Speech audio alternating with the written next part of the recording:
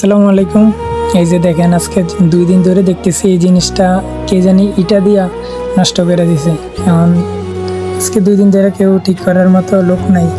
ভাবলাম যে আমি যাই ঠিক করে দিই।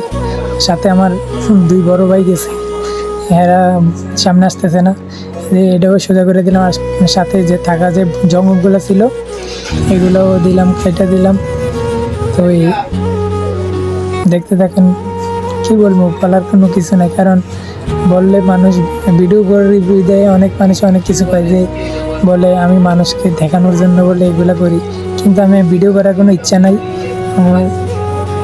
অনেকে বললো যে তুমি যে কাজ করো, ভিডিওটা করলে তোমার তো দেখে অন্যজনে করলো, আর গ্লাসের ভিতরে কিন্তু অনেক ময়লা জমে গেছে।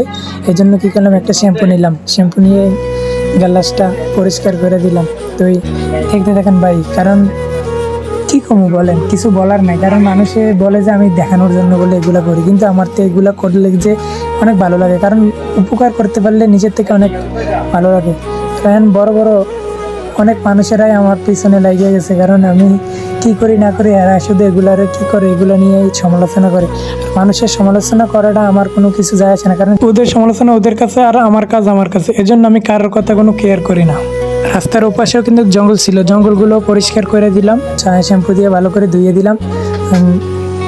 সাথে কিন্তু আমার বড় ভাই 2জন গেছে, এরা সামনে আসতেছে না, কারণ ওদের থেকে শরম লাগে, আমার থেকেও শরম লাগে, কিন্তু শরম লাগলে কী করবো, কিছু করার নাই।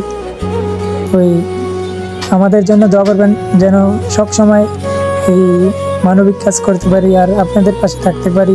আমি কোনো ড্রাইভার হিসেবে কাজ করি না, আমি এমনিতেই কাজ করি। এই যে এখন দেখেন কি পরিষ্কার, আর আগে কীরকম ময়লা ছিল। এই যে আমার সিএনজিটা ওর পাশে থেকে আমি কাজ করতেছি। ভালো থাকেন, আসসালামু আলাইকুম।